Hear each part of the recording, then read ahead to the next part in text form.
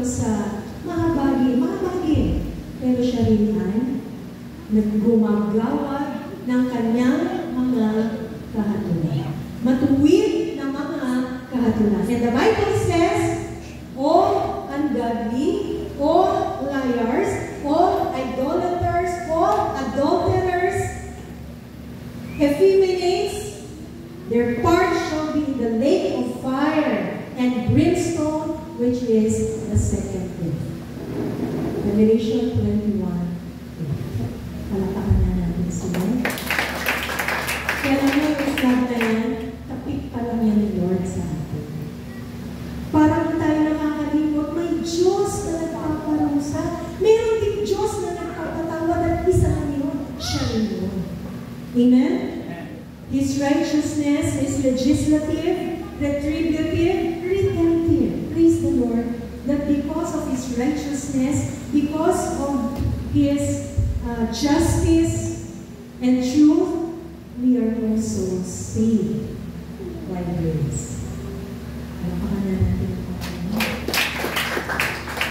So, going back, siya nga, the judge of all the earth, do right. Yung ibinigay na ni Lord sa'yo, lahat, maging ang eternality niya, eternal life niya, pero tinatanggihan mo, hindi ka ba niya parusahan? Hindi ka ba niya didisiplinahin? Hindi ba niya igagawad ang kung ano ang matuwid?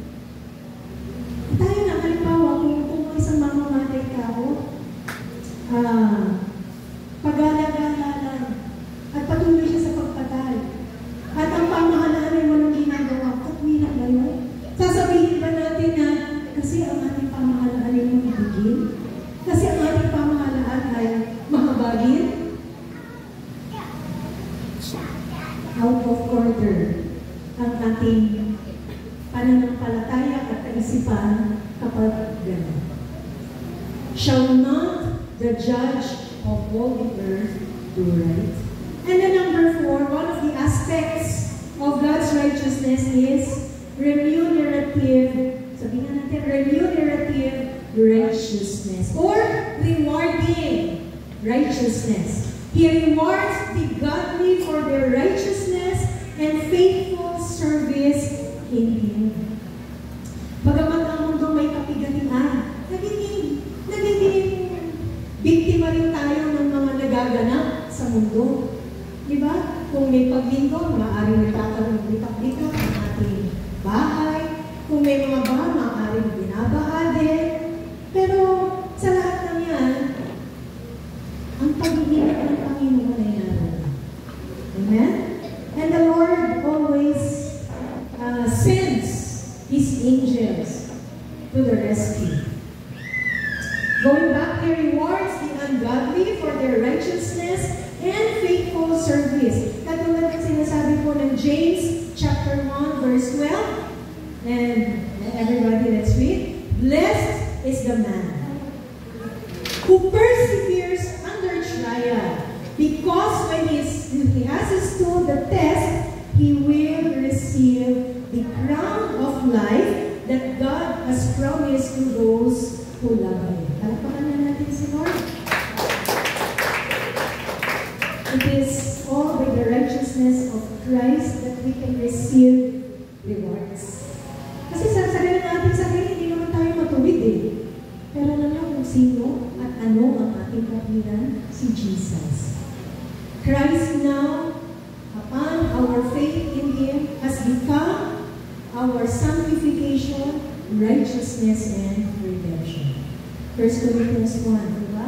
30 to 31. So, si Kristo na ating katwiran. At dahil kay Jesus, natututo tayong sumunod, natututo tayong maglingkod, natututo tayong maging tapat, natututo tayong lumakad sa Kanyang katotohanan.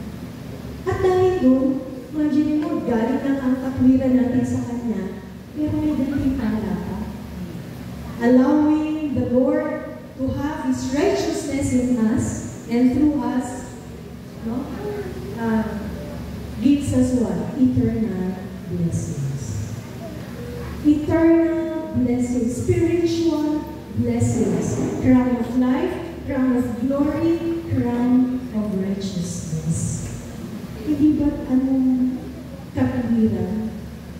So si Lord, yes, He punishes, but He also rewards.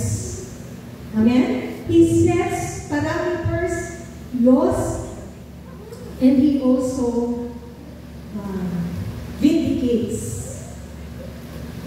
Amen? Mga kapatid. Alam niyo, matutunan lang natin itong righteousness, pinagpalaan natin. Righteousness always brings blessings. Kaya nga sabi, the blessings of the Lord are upon the house of the righteous. But He curses the habitations of the unjust. Palapakan na natin si Lord.